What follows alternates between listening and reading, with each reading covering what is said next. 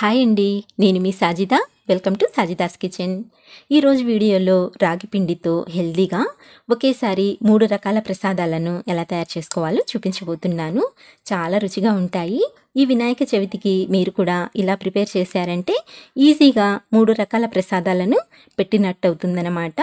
అలాగే దీన్ని మీరు ప్రసాదం లాగానే కాదండి, వారానికి ఒకసారైనా చేసి పిల్లల నుంచి పెద్దవాళ్ళ వరకు అందరికీ పెట్టొచ్చు. ఆరోగ్యానికి చాలా మంచిది. ఎంతో రుచిగా ఉండటంతో పాటు మంచి బలం కూడా. సో తప్పకుండా ట్రై చేసి చూడండి, చాలా బాగుంటుంది.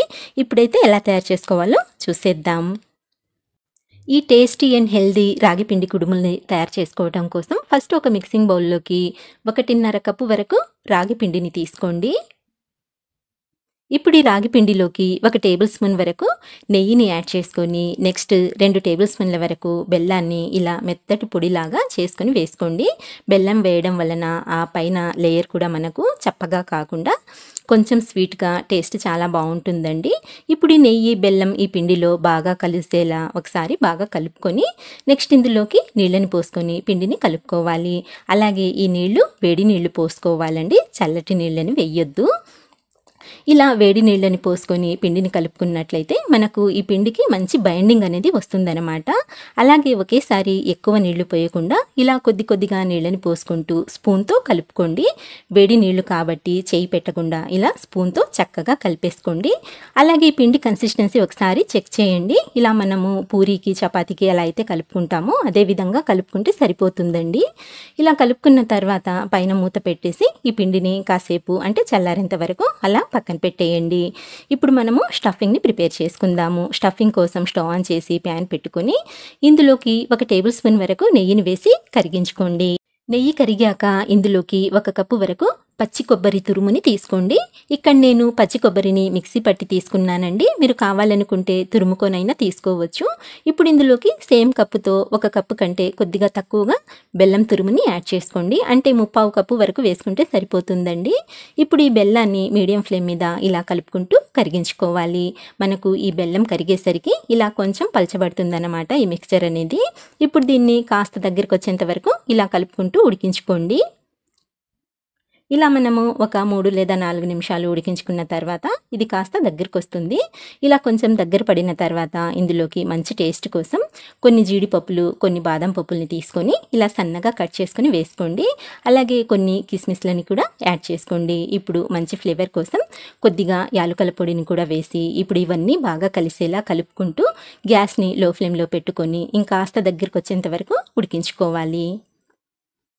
ఎక్కువ టైం పట్టదండి, జస్ట్ ఒక 2 నిమిషాలు ఇలా కలుపుకుంటూ ఉడికించుకున్నట్లయితే మనకు ఈ మిక్స్చర్ అనేది ఇలా కొంచెం దగ్గరకు వస్తుంది. చూడండి, కొంచెం ఉండలాగా ఫామ్ అవుతుందన్నమాట. సో ఇలా ఉడికించుకుంటే సరిపోతుంది. ఇది చల్లారిన తర్వాత ఇంకాస్త గట్టిపడుతుంది. ఇదే స్టేజ్లో ఇప్పుడు స్టవ్ ఆఫ్ చేసేసి మనము ఈ స్టఫింగ్ని వేరొక ప్లేట్లోకి ట్రాన్స్ఫర్ చేసుకుందాము. ఇదే ప్యాన్లో పెట్టుకున్నట్లయితే ఆ వేడికి ఇంకొంచెం దగ్గర పడిపోతుందన్నమాట, అంటే గట్టిగా అయిపోతుందన్నమాట. సో ఇలా ప్లేట్లోకి తీసి పక్కన పెట్టేయండి. ఇప్పుడు ముందుగా కలిపి పెట్టుకున్న ఈ పిండిని తీసుకుందాము. ఇది పూర్తిగా చల్లారిపోయిందండి. ఇప్పుడు చేతికి కొద్దిగా నెయ్యిని అప్లై చేసుకొని ఈ పిండిని మరోసారి సాఫ్ట్గా కలుపుకోవాలి. ఒకవేళ చేతికి పిండి అంటుకున్నట్టుగా అనిపించినట్లయితే కొద్దిగా నెయ్యిని రాసుకోండి, సరిపోతుంది. చూడండి, ఇలా పిండిని సాఫ్ట్గా కలుపుకున్న తర్వాత ఇప్పుడు ఇందులో నుంచి కొద్ది కొద్దిగా పిండిని తీసి మనము ఉండల్లాగా ప్రిపేర్ చేసుకుందాము. నిమ్మకాయ సైజ్ అంతా పిండిని తీసుకుంటే సరిపోతుందండి. ఇలా ఉండల్లాగా చేసి వేరొక ప్లేట్లోకి పెట్టేసుకోండి. ఇక్కడ చూడండి, ఇలా అన్నీ ప్రిపేర్ చేసుకోవాలి. ఇక్కడ నేను 8 చిన్న సైజ్ బాల్స్ చేశాను, అలాగే 4 కొంచెం పెద్దవిగా చేశానండి.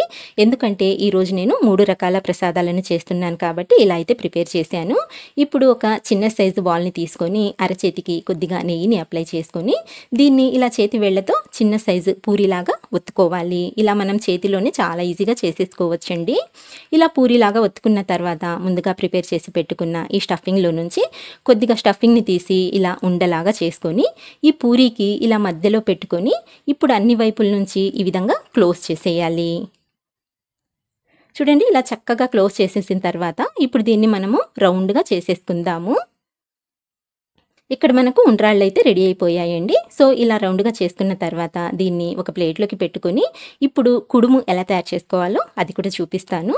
ఈ కుడుము కోసం కూడా చిన్న సైజు ఉండని తీసుకొని ఇలాగే పూరీలాగా ఒత్తుకొని ఇప్పుడు స్టఫింగ్ని మనం రౌండ్గా తీసుకున్నాం కదండి ఉండ్రాళ్ళ కోసం, ఈ కుడుము కోసం ఇలా కొంచెం పొడవుగా చేసుకోవాలన్నమాట. ఇలా పొడవుగా చేసుకొని పూరీకి మధ్యలో పెట్టుకొని ఇక్కడ నేను చూపించే విధంగా ఇలా అయితే రోల్ చేసుకోవాలి. ఇలా రోల్ చేసి అంచుల్ని ఇలా క్లోజ్ చేసేయండి. ఫస్ట్ మనము రౌండ్గా చేసాము, దీన్ని ఇలా పొడవుగా చేసుకోవాలన్నమాట.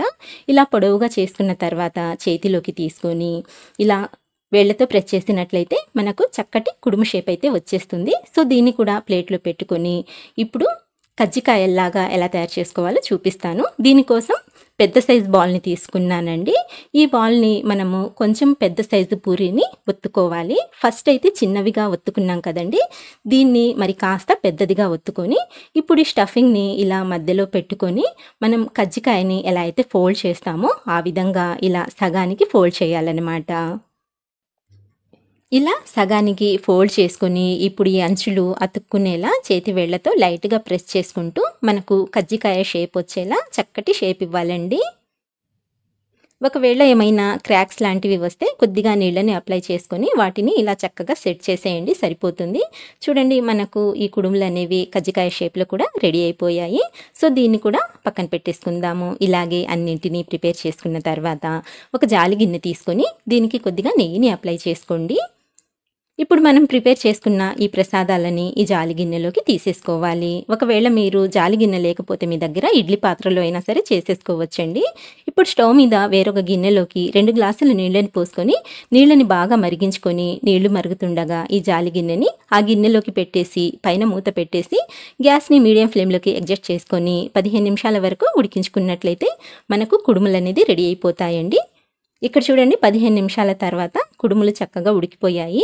ఇప్పుడు వెంటనే వీటిని బయటికి తీయకుండా ఒక 10 నుంచి 15 నిమిషాల వరకు కాస్త చల్లారిన తర్వాత ప్లేట్లోకి తీసేసుకున్నట్లయితే మనకు ఎంతో టేస్టీ అండ్ హెల్దీ ఈ ప్రసాదాలు అయితే రెడీ అయిపోయాయండి. సో మీరు కూడా ఈ వినాయక చవితికి ఇలా ప్రిపేర్ చేసుకొని పండుగని హ్యాపీగా జరుపుకోండి. సో ఇదండి ఇవాల్టి వీడియో. నచ్చినట్లయితే ప్లీజ్ లైక్ చేయండి, షేర్ చేయండి. అలాగే మంచి టేస్టీ రెసిపీస్ కోసం మన ఛానల్ని సబ్స్క్రైబ్ చేసుకోండి. ఇంకొక మంచి వీడియోతో మళ్ళీ కలుస్తాను. అంతవరకు బాయ్ అండి. Thank you for watching.